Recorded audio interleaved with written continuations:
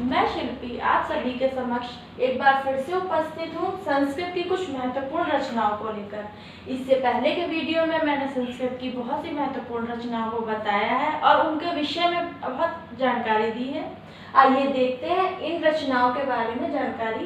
ये रचनाएं भी हमारे परीक्षा के दृष्टिकोण से बहुत महत्वपूर्ण रचनाएं हैं। आइए देखते हैं।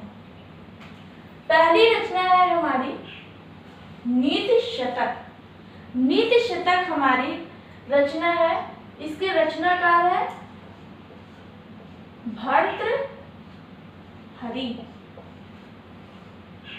भर्तृहरि द्वारा ये नीति के श्लोकों को इसमें विवरण दिया गया है। इसमें नीति के 100 श्लोक दिए गए हैं भर्तृहरि द्वारा।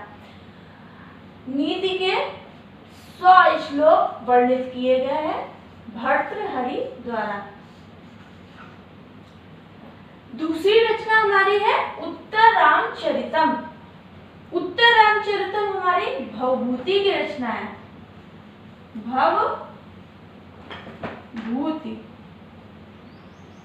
महाकवि भवभूति ने राम के उत्तर चरित्र को इसमें वर्णित किया है और ये उनकी बहुत ही अच्छी करुण रस की रचना है। रामायण हमारा महाकाव्य है और रामायण में कितने कांड हैं? 7 कांड में रचित किया गया है रामायण। किसके द्वारा? महर्षि वाल्मीकि के द्वारा।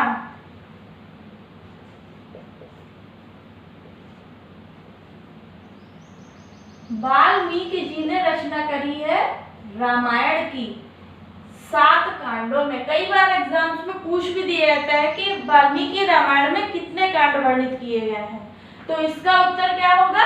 7 कांड। अब हमारा देखते हैं महाभारत। महाभारत भी हमारे संस्कृत साहित्य की एक बहुत ही महत्वपूर्ण रचना है और महाभारत में 18 पर्व हैं। 18 पर्वों में कौरव और पांडवों के संघर्ष को वर्णित किया गया है और महाभारत की रचना करी है वेद व्यास जी ने। वेद व्यास जी द्वारा ये रचित ग्रंथ है। ये हमारा क्या है? ये भी महाकाव्य है। और अगर इसका पूछा जाए कि लेखक कौन है, तो महाभारत को लिखित किया है गणेश जी ने।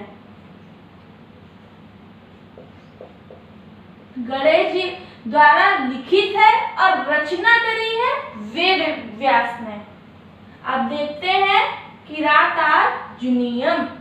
किरातार्जुनीयम, इसमें किरात और अर्जुन का संवाद वर्णित किया गया है और किरात भेष में हमारे शिव भगवान हैं और किरातार्जुनीयम में हमारे 18 सर्ग हैं।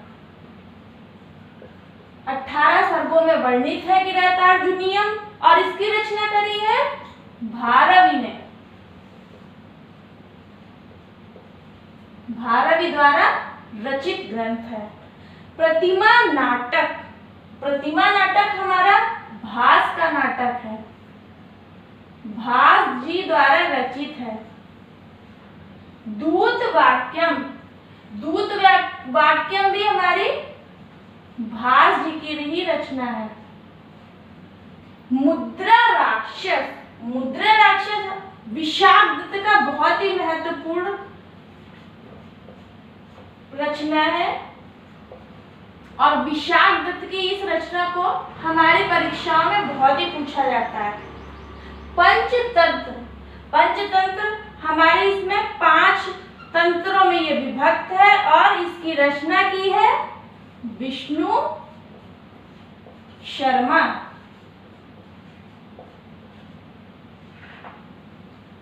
हितोपदेश। इसमें भी नीति की कहानियां, उपदेश पूर्ण कहानियों को वर्णित किया गया है और ये नारायण पंडित द्वारा रचित रचना है। नारायण पंडित। अब हमारी यहाँ पर रचना है स्वप्नवासव दत्ता। यहाँ स्वप्नवासव दत्ता ये भास की बहुत ही महत्वपूर्ण रचना है। भास के यहाँ पे 3 नाटक आपके आ गए, प्रतिमा नाटक, दूत वाक्यम और स्वप्नवासव दत्ता। 3 रचनाएं भास की आ गई हैं। नैषद महाकाव्यम। नैषधीय चरित हमारा है श्री हर्ष जी का। श्री हर्ष द्वारा रचित रचना है और नैषधीय चरित में 22 सर्ग हैं। 22 सर्गों में इसे विभक्त किया गया है। शिशुपाल वध, शिशुपाल वध हमारा माघ द्वारा रचित है। माघ ने इसकी रचना की है और शिशुपाल वध में 20 सर्ग हैं।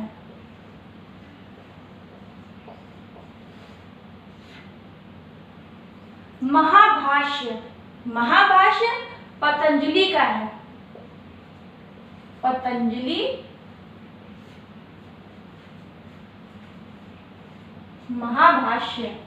नाट्य शास्त्र, नाट्य शास्त्र भी एक भरत मुनि द्वारा रचित शास्त्र है जिसमें नाटक के विषय में बताया गया है कि नाटक की रचना कैसे हुई, ये सब वर्णित किया गया है। भरत मुनि का है नाट्य शास्त्र। अष्टाध्यायी, ये पाणिनि का व्याकरण के ऊपर बहुत ही महत्वपूर्ण ग्रंथ है, पाणिनि द्वारा रचित है। काव्य मीमांसा, ये हमारा राजशेखर द्वारा रचित है। राजशेखर द्वारा रचित है काव्य मीमांसा। चंद्रलोक और गीत गोविंद, ये दोनों ही रचनाएं हमारे जयदेव जी की हैं, संस्कृत रचनाएं हैं और इनका गीत गोविंद बहुत ही महत्वपूर्ण रचना है, बहुत से एग्जाम्स में पूछी जाती है। यहाँ पर एक बात मैं आपको और बताना चाहती हूँ कि महाभारत को जय काव्य या भरत काव्य की संज्ञा भी दी जाती है। पहले इसको जय काव्य और भरत काव्य भी कहा जाता था। ये भी कई बार क्वेश्चंस में पूछ लिया जाता है कि महाभारत को और किन किन नामों से जाना जाता है, तो जय संहिता, जय काव्य कहा जाता है और भरत काव्य के नाम से भी जाना जाता है। मैं आशा करती हूँ कि आपको इन रचनाओं के विषय में बहुत ही महत्वपूर्ण जानकारी समझ में आ गई होगी और अगर आपको ये मेरा वीडियो अच्छा लगा हो तो please like my video and subscribe my channel. धन्यवाद।